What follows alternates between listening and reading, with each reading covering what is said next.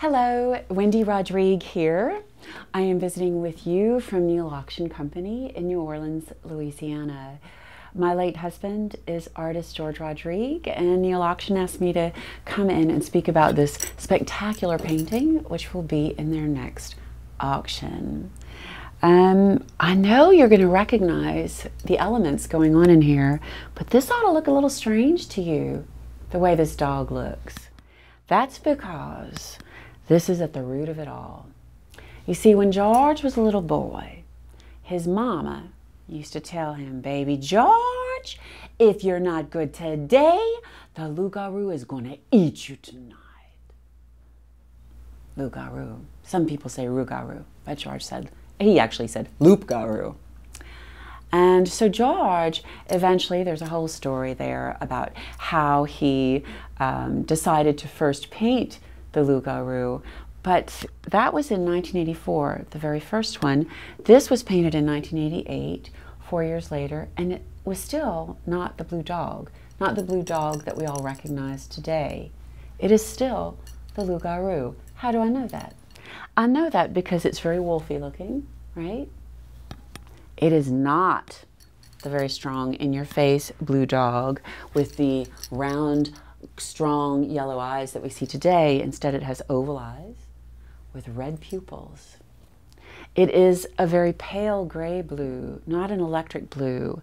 This is a blue that is balancing this painting. Yeah, it is reflected from the blue of the sky overhead, balancing this painting with this nice, wonderful shock of blue on the white tombstone.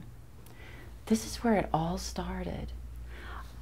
I don't know that I've ever seen one of George's loup-garou paintings, one of the early predecessors to the blue dog, this early ever come up for auction. It is extremely, extremely rare and special. So if nothing else, you should definitely come and see it at Neal Auction Company. So another thing that's cool here is the perspective. As you may know, because we're all familiar with the Blue Dog series, especially if you're looking at this, the blue dog is always head-on, something you can look at eye to eye and have a conversation with. This is something else. The perspective is down low. Could even be said it's looking up a bit. Still engaging with us, but is something else. Are these saints? Are these spirits? Are these ghosts? This is George Rodrigue himself. This is a self-portrait. For me, this is a bit prophetic. Looking at this piece, it makes me think of All Saints' Day, which was very important to George and in his family. His mommy used to whitewash the tombs on All Saints' Day for years. So that was always swimming around in his memory. Also, when George was a boy, his family was in the tomb business. It was a business that they inherited from an uncle, and George's job when he was in high school was after a flood, and these above ground tombs would pop out of the ground. He would have to put on his waders and take a sledgehammer and go knock off the corners so that they never floated again. All of those memories stayed with him, and George went on to paint a number of cemetery scenes over the years, but again, very rare that they come up for auction, and very haunting and beautiful. And also very strong in their contrast, right? There is no contrast going on here in terms of the white itself. It is electric white. Everything here is glowing with its spirit, both the living and the dead. The contrast comes in other areas. It comes from this very dark ground and how painterly it is, and it comes from this woman in red. This is George's first wife, and her name is Veronica Hidalgo Rodrigue, a redhead. And George painted her not glowing in white, but glowing in red. I think it's interesting because George always did balance his paintings with color, as I mentioned, and also with shape. As I mentioned here, the dog is balancing with the sky with this blue color, but Veronica in red, where is the red? Well, that's also in the dog, and the eyes. This painting also has all of the quintessential Rodrigue elements. The oak tree is cut off at the top so that the sky becomes small, and so that it is as though we are all able to enter and greet these spirits, these saints on this bayou in the cemetery.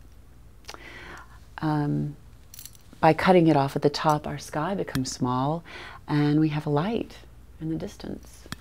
George described that light as representing hope, early on the hope of the Cajun people to create a home for themselves in South Louisiana after Le Grand Dérangement of 1755 and the expulsion of the Acadian people from Canada. Because he was descended from Rodrigue brothers who made that journey in 1755 to South Louisiana. But here, I think it may have to do with another kind of hope, right? On life's journey, what is life's journey when it gets to this point? George, I happen to know, believed that it was an adventure and the next part of the journey. And so maybe this is that hope, yeah? The hope on the next part of the journey. Finally, I would just say that in my opinion, this is a museum quality piece. It is George himself. I can't think of another self-portrait from that period, although he did paint self-portraits throughout his life.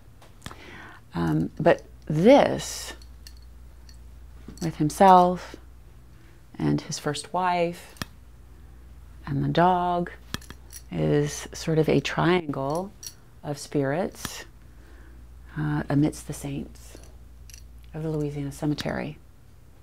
It is quintessential Rodrigue, and it is quintessential Americana and Surrealism.